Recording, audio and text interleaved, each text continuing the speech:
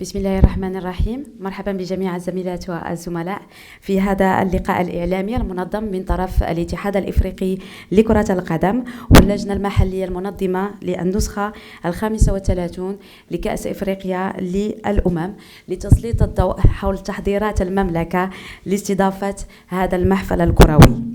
رحبوا معي بالكاتب العام للاتحاد الإفريقي لكرة القدم السيد فيرون موسينغو أومبا، بالإضافة إلى المنسق العام للجامعة الملكية المغربية لكرة القدم السيد معاذ حجي. إذا سمحتوا غادي نعطيوك كلمة أولى، كلمة ترحيبية للسيد معاذ حجي. بسم الله الرحمن الرحيم.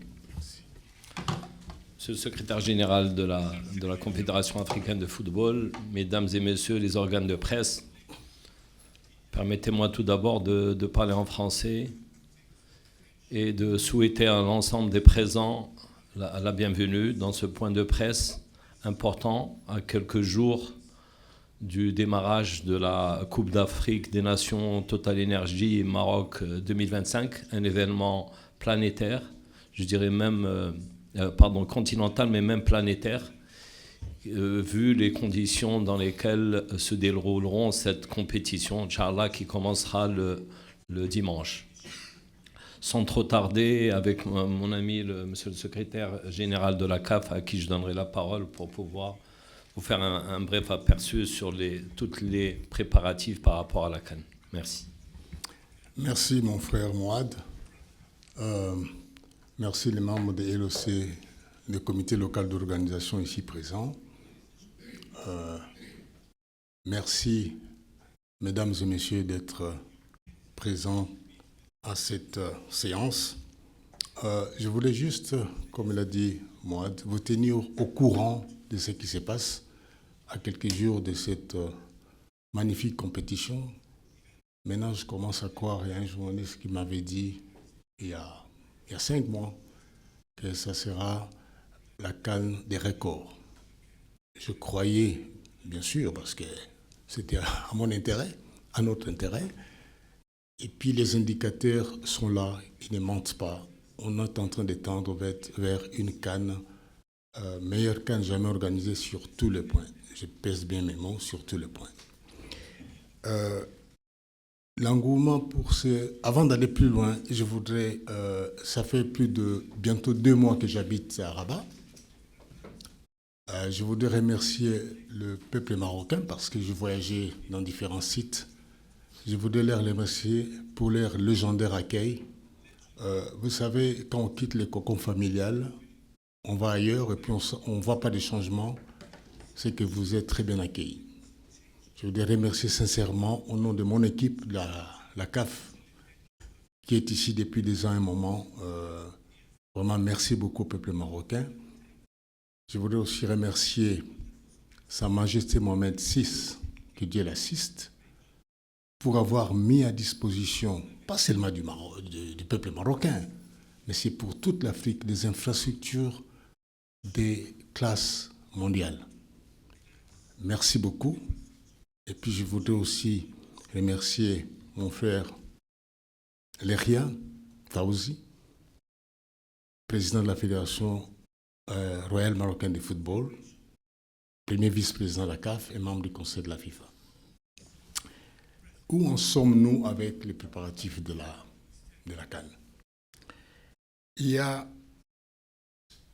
comme il a dit mon frère Amouad, ça devient un événement planétaire. Je vais vous expliquer pourquoi c'est planétaire. Aujourd'hui, on a vendu plus de 1 million de billets déjà. Plus de 1 million de billets. Et puis, cette CAN va être diffusée sur les 54 pays du continent. Donc, on parle seulement du continent. Donc, nous comptons plus de diffuseurs que jamais. Il y a 18 pays supplémentaires d'Europe qui vont diffuser notre compétition. Donc, au total, en Europe, il y aura plus de 30 pays sur 55, si je ne me trompe pas, qui vont diffuser notre compétition. Donc, c'est une première. S'agissant de l'intérêt médiatique, nous avons reçu 5500 demandes d'accréditation. C'est la première fois qu'on ait une telle demande. On a eu donc 5500 demandes d'accréditation. On a eu plus de 1000 demandes relatives aux droits de diffusion télévisée. Donc, à ce jour,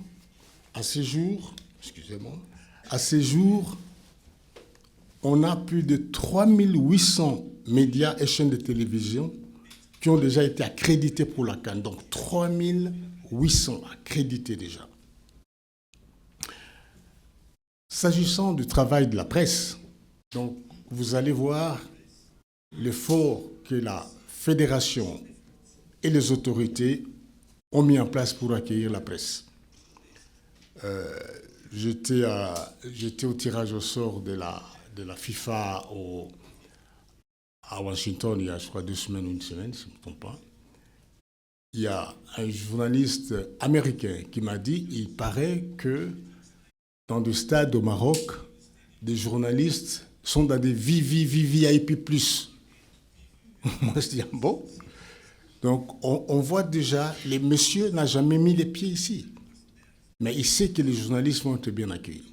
En tout cas, merci de l'effort pour ça. En plus, il y aura aussi des navettes pour transporter nos journalistes. Donc, les journalistes, il n'y a pas d'excuse. Il faut faire votre boulot comme il faut. Ils vont faire leur boulot comme il faut. S'agissant des billetteries, ça je dis qu'on a une demande qui continue à croître. On n'y passe pas seulement au niveau africain, au niveau mondial. Donc, les principaux pays acheteurs de billets pour le match de la CAN, il y a Maroc, bien sûr, en tête, il y a la France, il y a le Royaume-Uni, il y a la Belgique, les Pays-Bas, il y a l'Allemagne, le Canada, la Suisse, Tunisie et États-Unis. Ça démontre quoi? Ça montre que notre diaspora, la diaspora africaine, on l'a réveillée. Cette CAN a réveillé la diaspora africaine, de se tourner vers le continent. Donc, on va accueillir toute la diaspora africaine ici, dans ce magnifique royaume du Maroc. S'agissant des revenus de la billetterie, en Côte d'Ivoire, la billetterie, la CAF a généré environ 11 millions de dollars. Pour la CAN Maroc 2025, ces revenus ont été dépassés. Je ne peux pas vous donner les chiffres maintenant parce que ça continue. Donc là, on a déjà dépassé de loin ces montants. Pour les infrastructures, donc, ça je me répète moi-même, donc les infrastructures sont de classe mondiale. Ce qui m'impressionne, je le dis presque tout le temps parce que je reste toujours impressionné, il n'y a pas seulement les stades sont magnifiques, la pelouse, n'en parlons pas, c'est la qualité des matériaux utilisés dans ces stades. C'est, pour moi, quand je vais dans ces stades, je dis ça, c'est des matériaux qu'on trouve dans des palaces, dans des hôtels 7 étoiles, mais on trouve ça dans des stades. Mais je n'ai jamais vu. Donc, d'une qualité incroyable. Si vous allez, ceux qui auront la chance d'avoir les billets, comme moi j'ai eu la chance d'avoir mon billet, le complexe sportif de Prince Moulay Abdellah, c'est la classe mondiale. Même après la CAN, j'espère qu'il y aura des visites des publics pour aller voir ça, ça vaut la peine. C'est un musée, ces stades. Donc, on est dans... Franchement, comme supporter, comme joueur, on va passer une CAN incroyable. En tout cas, merci encore. Et puis, à l'approche du coup d'envoi de cette CAN, la CAF et le comité local d'organisation ont officiellement dévoilé la mascotte de cette édition, Assad. Donc, la mascotte est déjà présentée. S'agissant de la production télé, la CAF et le comité local d'organisation, ils ont fait un effort parce que, comme on avait dit, ça va être diffusé dans le monde entier. Au Brésil, pour la CAN en Côte d'Ivoire, on a eu 20 millions d'audience au Brésil. Cette année, on attend vers 40 millions. Donc, il faut qu'il y ait une bonne production télé. Donc, il y aura plus, dans tous les stades, il y aura les spiders, les caméras qu'on voit au-dessus du stade, là. Tous les stades, chaque stade sera muni de cette caméra et on va doubler des caméras sur ces matchs. En plus, on va faire aussi des interviews en direct vers le supporter pendant les matchs. Donc, je voudrais juste dire qu'on est prêt. Tout ce qui manque, c'est à vous de venir, vous, j'entends, au public marocain de venir au match. Je sais que le peuple marocain est malade du football. Même quand votre équipe ne joue pas, venez avec les enfants, les stades sont confortables, venez au match, venez voir ces bijoux de stade, on vous attend. Voilà, chers frères, ce que je pouvais dire aujourd'hui. Monsieur le coordonnateur général de la Fédération. Merci, monsieur le secrétaire général. Permettez-moi juste, bien sûr, d'être en phase par rapport à ce que vous avez dit et tout l'effort de promotion comité local d'organisation et la CAF, puisque des efforts, il y a eu des roadshows en Europe, il y a eu des roadshows en Afrique, de telle manière à pouvoir drainer un maximum de supporters et de fans. C'est l'objectif. D'où aujourd'hui le nombre extraordinaire de billets vendus à date, puisque on sait que ça, c'est par rapport surtout aux matchs du premier groupe, et il y en aura d'autres aussi au fur et à mesure que les matchs, que la compétition avancera dans le temps, donc il y aura beaucoup plus de demandes de billetterie. Donc c'est quelque chose d'exceptionnel. Et donc la CAF et le comité local d'organisation ont fait des efforts aussi pour pouvoir drainer le public dans les meilleures conditions. Et juste par exemple, à titre d'exemple, au niveau, la gare ferroviaire en face du complexe Moulay Abdallah sera opérationnelle et pourra drainer du monde. Donc les personnes, par exemple, qui pourront venir de Casablanca ou d'autres villes, ou ceux qui viendront aussi du Nord ou de Fès, pourront descendre au niveau de cette gare pour le match, par exemple, de l'équipe nationale, pour pouvoir être juste à côté du stade. Et j'ai oublié une chose importante. Il y a certains matchs, tous les matchs du Maroc, félicitations au public marocain, tous les matchs du Maroc vont se jouer à guichet fermé. Et tous les matchs d'Algérie aussi, ça c'est déjà tout vendu. Donc c'est important. Mais je voudrais aussi signaler aussi aux supporters qui vont venir au match, c'est pas interdit d'amener des sacs. Mais quand vous menez des sacs, ça prend beaucoup de temps pour la fouille. C'est mieux de prendre le minimum possible. Comme ça, on facilite le flux de supporters pour entrer dans les stades. Merci. Absolument, absolument. Et comme la météo prévoit quand même, je pense, la pluie, il faudrait essayer d'éviter tous les parapluies. Parce que l'entrée, par exemple, des parapluies au niveau des stades est quelque chose qui n'est pas permise. Donc, il vaut mieux se prémunir soit de bonnets, soit de quelque chose qui puisse... Mais les parapluies, par exemple, les bouteilles d'eau aussi, du fait qu'il y ait des buvettes au niveau du stade, donc les bouteilles d'eau sont aussi interdites. Donc il y a un certain nombre d'objets qui sont interdits. On a fait, le comité local et la CAF ont mis en place des capsules informatives sur les objets qui sont interdits au stade. Et pour être tout à fait d'accord avec monsieur le secrétaire général, c'est pour tout ça, gagner du temps et fluidifier les accès au terrain. Donc, c'est à peu près, monsieur le secrétaire général a parlé aussi de la forte demande en couverture médiatique, et c'est quelque chose qui est d'extraordinaire pour en faire véritablement la fête du football africain et même planétaire. Merci. Merci beaucoup, monsieur le secrétaire général de la Confédération africaine de football, monsieur Véron Mosengo Amba. Merci beaucoup également au coordonnateur général de la Fédération royale marocaine de football. Nous arrivons pratiquement au terme de ce point de presse. Monsieur le secrétaire général, qu'on remercie encore une fois, a accepté d'avoir 2 questions. Donc voilà, زميلاتي وزملائي، نظرا لضيق الوقت عندنا فرصة أننا نطرحوا 2 ديال الأسئلة.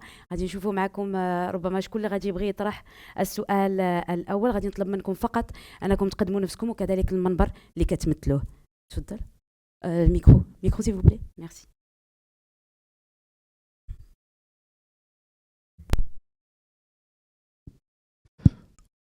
Rachid Maboudi de l'agence marocaine, l'agence Maghreb Presse. Donc, nous sommes à 5 jours du coup d'envoi de la Coupe d'Afrique des Nations. On voudrait connaître les nouveautés de cette édition et en quoi l'édition Maroc 2025 sera différente des précédentes éditions. Merci.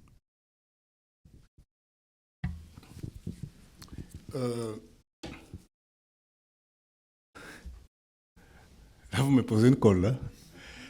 Non, sérieusement, non. Je veux dire, il faut... je peux dire simplement, avec cette CAN, on vient de moins loin en termes d'organisation. Je pense que vous comprenez ce que je veux dire. Pour moi, les indicateurs sont là. Comme je dis avant, on n'a jamais vendu à 5 jours plus d'1 million de billets. Aucune CAN, jamais. Plus d'1 million de billets. On n'a jamais eu... La CAN a été fondée en 1957. On n'a jamais joué une CAN avec 9 stades, 1 match par stade. L'engouement qu'on a maintenant, la presse, les télévisions, on n'a jamais... Ces indicateurs me permettent de dire, en plus, je dis des matchs... qui vont se jouer à guichet fermé. L'engouement des pays hôtes déjà. Donc, pas seulement pays, ça va être divisé dans les 54 pays du continent. Et puis, à plus, je pense, à la fin, il va être diffusé dans le 200, sur les 211 associations membres de la FIFA, il y aura peut-être 200. Donc, tous ces éléments me permettent d'être confiant que ça sera une CAN de records sur tous les points. Côté compétitivité, côté accueil, comme tout administrateur, côté financier aussi. Donc, je pense que les indices sont là pour nous dire que ça va être une CAN pas comme les autres. Merci. Peut-être en complément de ce que disait Monsieur le Secrétaire Général, par rapport, bien sûr, il y a les 9 stades et tout ce qu'il expliquait en matière de préservation de la qualité des pelouses, mais aussi, pour la première fois, des camps de base de chaque équipe.